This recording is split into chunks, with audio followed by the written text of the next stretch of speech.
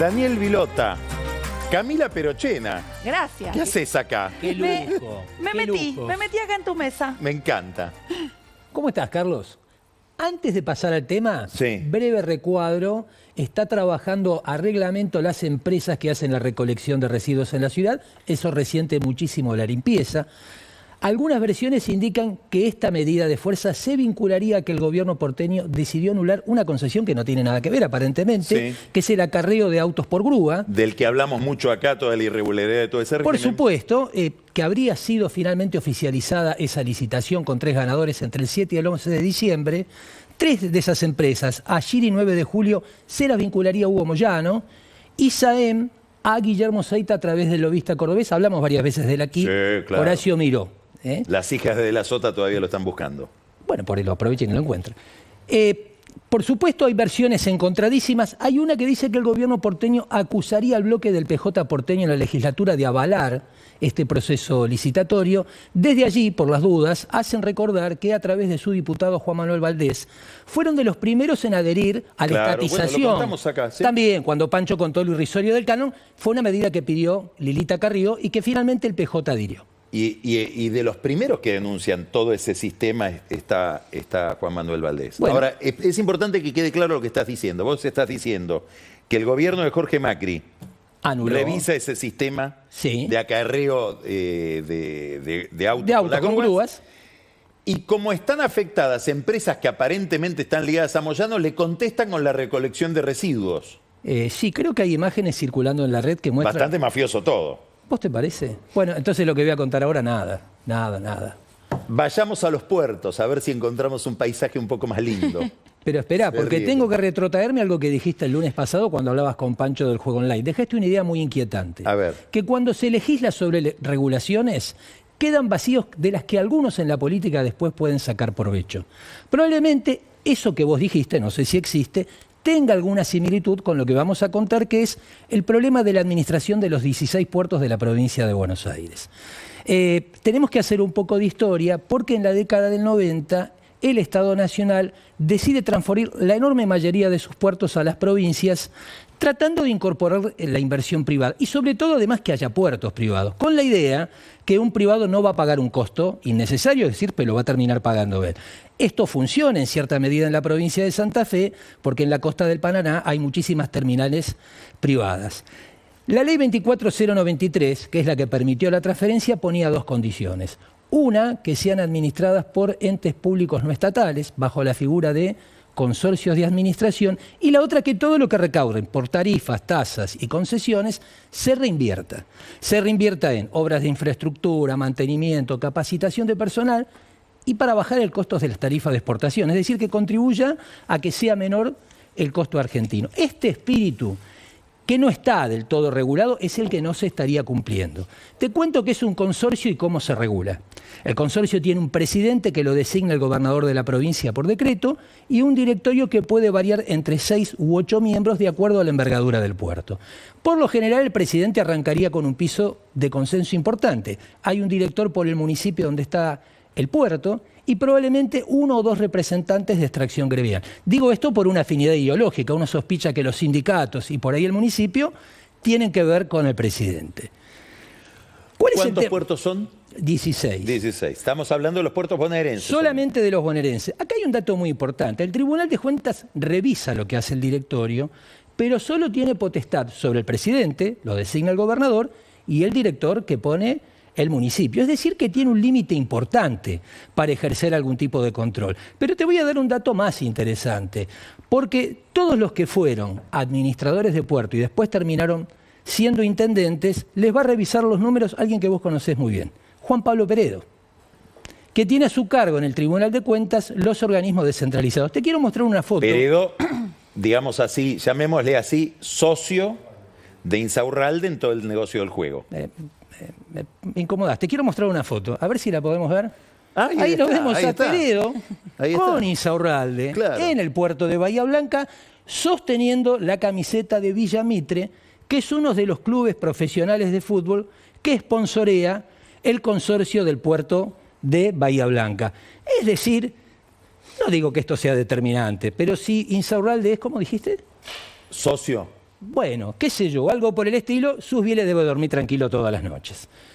¿Por qué te estoy ¿Susbieles quién es? Susbieles fue el administrador de puertos de Bahía Blanca entre el 19 y el 23 y luego fue electo intendente. Ah. Ahí lo tenés a Susbieles. ¿Cuál es el dato interesante aquí, Carlos?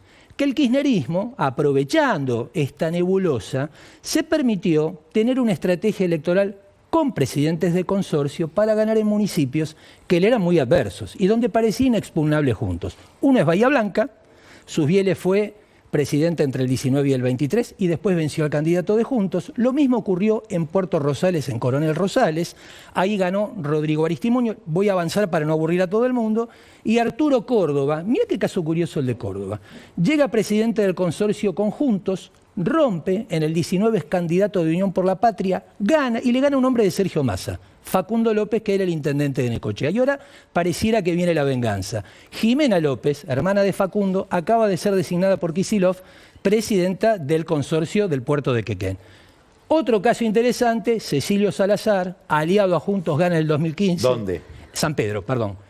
Reelige en el 19, reelige en el 23 y en el 23 se autodesigna representante del municipio en el consorcio del puerto, que tuvo que echar a su presidente, Eliseo Almada, después que, sin darle participación al directorio, adjudicó un contrato para dragar el puerto. El dragado del puerto es el gasto más importante que tiene cualquier puerto.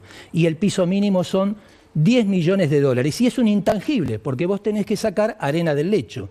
¿Quién cuenta la arena que se saca del lecho? Bueno, es fácil contar arena.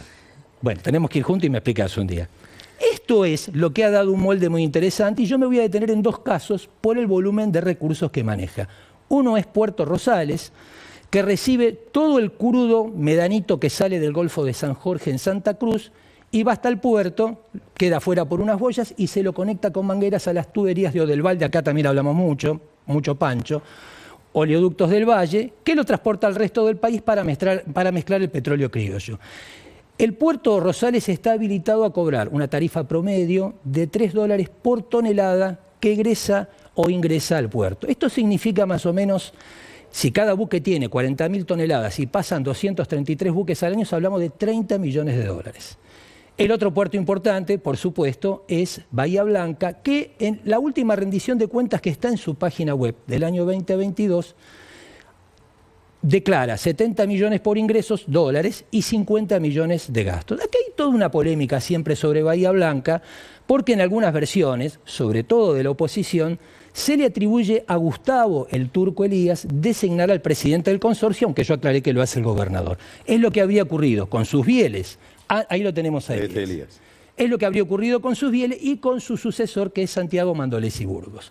Por supuesto, hablé con voceros de Elías y con voceros de Susbieles que me dieron su punto de vista. Susbieles desmiente tener ese tipo de vínculo con Elías. De hecho, sus voceros dicen que entre el 19 y el 21, qué curioso que son 2 años electorales, discreparon públicamente, después se pusieron de acuerdo, se hicieron las paces y ahora parece que funcionan bien. Si uno pudiera leer bajo el agua, cosa que ni vos ni yo vamos a hacer, y menos en un puerto, claro, porque hay manchas de aceite, de petróleo, es muy turbio. Bajo el agua es el peor lugar. Pero supongamos que pudiéramos. Uno podría inferir que Susbieles ganó un espacio para el kirchnerismo en el puerto de Bahía Blanca y que ahora tiene una base más propia porque Susbieles reivindica a Mandolesi Burgos como alguien de su propio equipo. Por supuesto, los voceros de Elías dicen, bueno, nos atribuyen todo. La verdad es que no manejamos todo, y muchísimo menos. Voy a contar algo de Elías, que ya lo hemos dicho. Es un fuerte empresario de la logística del transporte, tal vez por eso se lo asocia siempre a Moyano. Sí. Y probablemente... Volvemos a Moyano, volvemos. De las grúas a Bahía Blanca. Habría que decirle a Moyano, gracias por estar donde hay que estar. Y bueno, suponemos entonces que por eso se cree que Elías tiene influencia sobre los 2 representantes de extracción sindical. Contamos, Susbieles, si fuera suelto, que vota aunque sea presidente, los 2 representantes del SOM y del SUPA 3, suponemos que el municipio 4 y el representante de la UIA de Bahía Blanca que preside Elías. 5 sobre 8 es una mayoría interesante.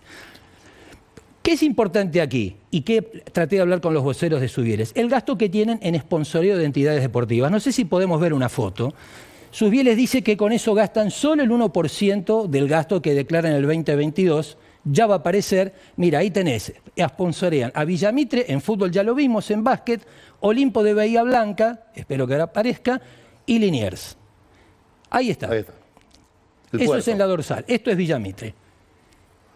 ¿Qué es lo otro interesante? Le pregunté a Zubiles por el gasto que hacen respaldando a la cultura. Sobre todo en la feria, escucha bien, del langostino y los mejillones. Interesantísimo. Me dijo Zubiles que ahí en una semana gastaron solamente $300.000, pero quiero contar que hubo números, ahí está, camarón y langostino, me confundí de especie. Números importantísimos, Soledad Pastoruti, Nahuel Peguisi, los Guasones. Quiero decir que hay un gasto impresionante. Si uno piensa $300.000 contra 50 millones, parece que es nada. Es nada. Pero es una suma importantísima. Bueno, creo que nos quedamos sin tiempo. Lo último, hay un solo puerto que no es bonaerense, es el de la Ciudad de Buenos Aires, que tiene una situación similar. Venció la concesión de sus operadores, que son Merck y Doha Port, pero por el DNU 2999, Alberto Fernández, antes de irse, le dio una prórroga por 3 años sin revisar los pliegos. ¿Sin? Revisar los pliegos, con lo cual... Bueno, es otro capítulo para seguir. El puerto de Buenos Aires. Ese nos queda Que pendiente. vos decís que la situación es parecida a los puertos bonaerenses. Parecida. Otro vacío. Gracias, Daniel. Camila. Bueno, vamos con algo un poquito Sí, más. por Dios. Vamos con Diderot Art, por favor. Eso, Que qué hoy buen- nos traen a